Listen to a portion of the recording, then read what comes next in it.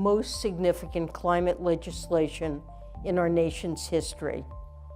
It's fueling investments in renewable energy, propelling us toward our climate goals while expanding economic opportunity for Americans across the country. Abroad, our work has included launching just energy transition partnerships and calling for the multilateral development banks to evolve so that they're better equipped to help countries address global challenges, including climate. But we know there's much more to do. We need to use all the tools at our disposal creatively, thoughtfully, and at scale. I believe that harnessing the power of markets and private capital is critical, and this includes efforts to grow high-integrity voluntary carbon markets. High-integrity VCMs offer significant potential economic and climate opportunities. They can enable buyers to source cost-effective credits from different technologies, ecosystems, and geographies.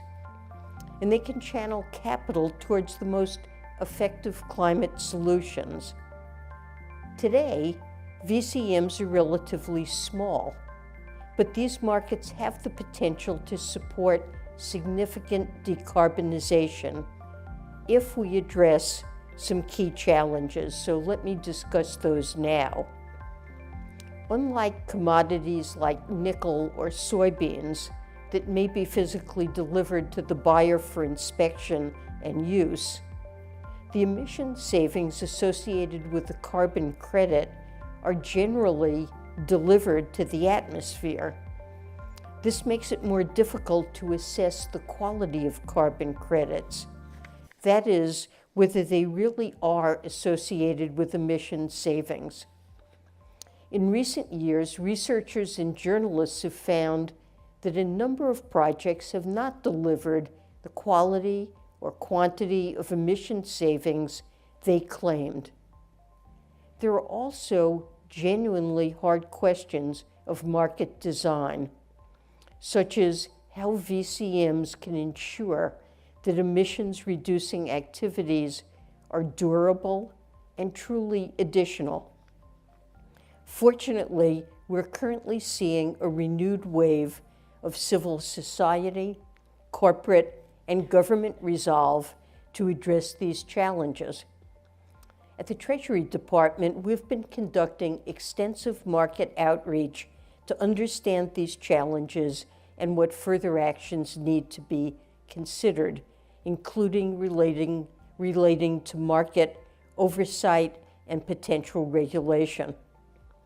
I was pleased to see CFTC Chair Benham, who's led work in this space for several years, recently propose important guidance on VCM contracts.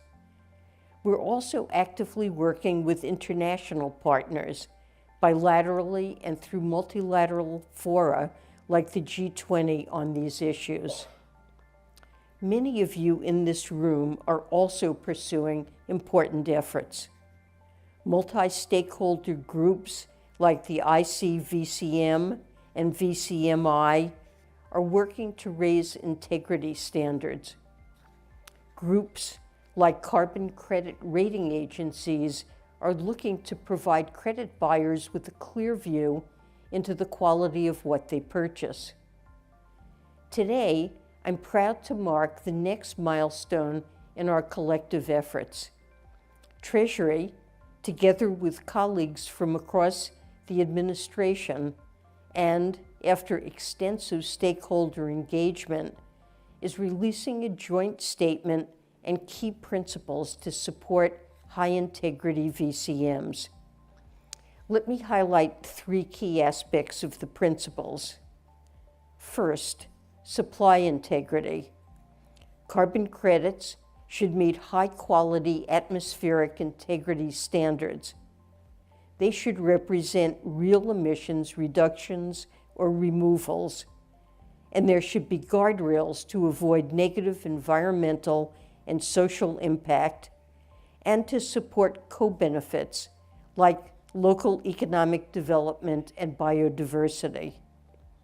To date, we've seen too many examples where credits failed to meet these criteria. We know this market can do better, and we're committed to helping strengthen it. Second, demand integrity. Corporate buyers should prioritize reducing their own emissions, particularly through transition planning, adopting net zero targets, and transparently reporting on progress. Treasury's Principles for Net Zero Financing and Investment, released last year, provide guidance here. Participation in VCMs should complement these efforts. Third, market integrity. Many participants have told us that transacting in VCMs is difficult. It's a fragmented market with high search costs and low transparency.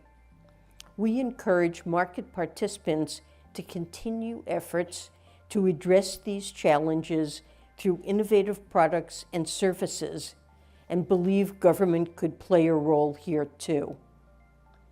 Though these principles are voluntary, we believe they can help guide efforts to address the challenges and take advantage of the opportunities associated with high integrity VCMs.